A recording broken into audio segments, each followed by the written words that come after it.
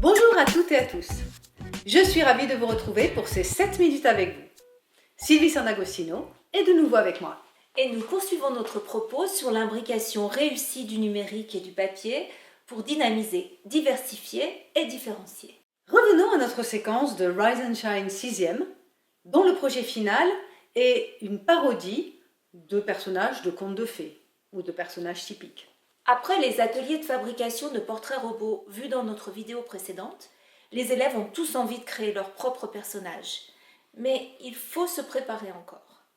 Car pour écrire une parodie, encore faut-il bien connaître les caractéristiques des personnages classiques, la princesse, le prince et l'ogre. Et cela passe par de la lecture.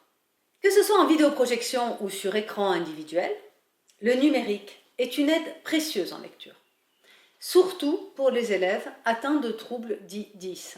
Nous avons veillé à utiliser la police Open Dyslexic qui favorise la reconnaissance visuelle des lettres. De plus, tout est enregistré.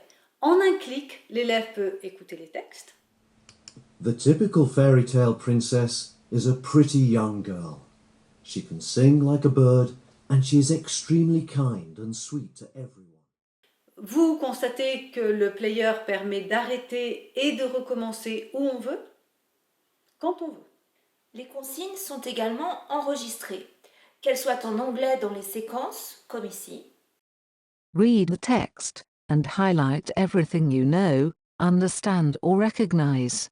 Ou en français dans les activités numériques destinées au travail personnel. C'est une aide considérable pour tous, mais tout particulièrement pour les élèves ralentis par un trouble 10. Tout le guidage proposé en compréhension écrite est fourni, comme d'habitude, sur papier.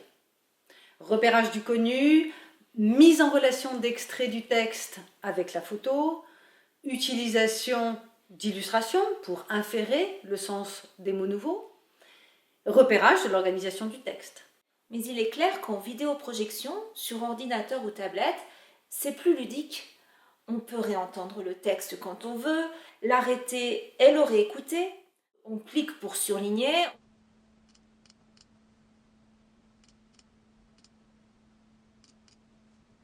On glisse et dépose, on surligne en couleur.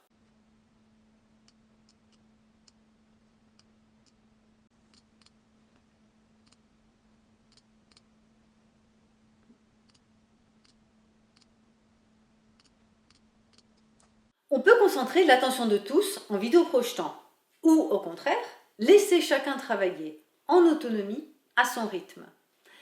Remarquez que les pictos Help proposent des exemples de corrigés, mais qu'on ne peut pas juste recopier, puisque la fenêtre Aide qui s'ouvre bloque toute action.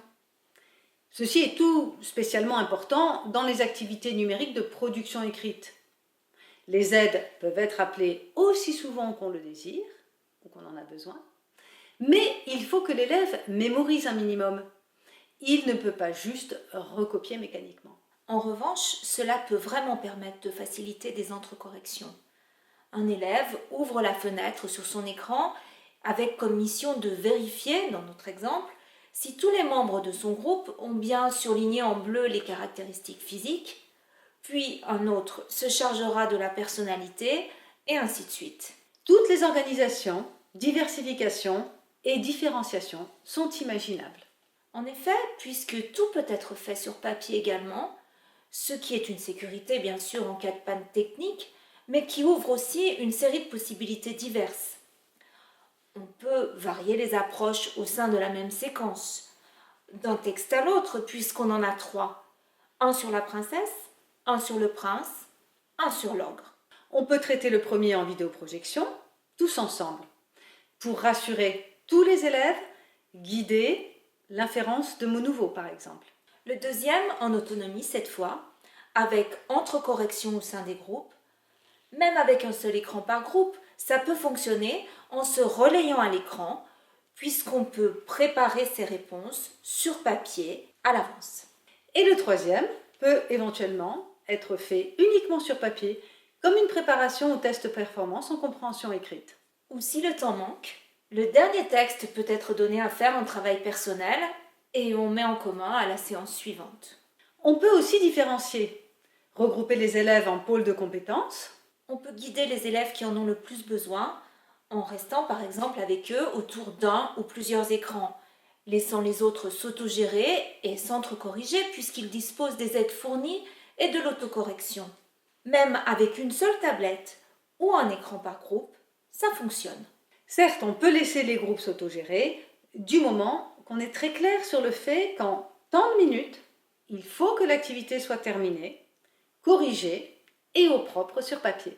À pouvoir ainsi jongler entre le papier et le numérique, les élèves vont prendre l'habitude de tirer le meilleur parti des deux. Grâce à la version numérique, on peut chercher, modifier ses réponses, échanger et rectifier. On dispose d'une correction automatique ou des aides sont disponibles. Sur le papier, on se pose. On remet au propre en sachant qu'on a fait du bon travail, un travail qui a été compris et vérifié. Et on en garde trace.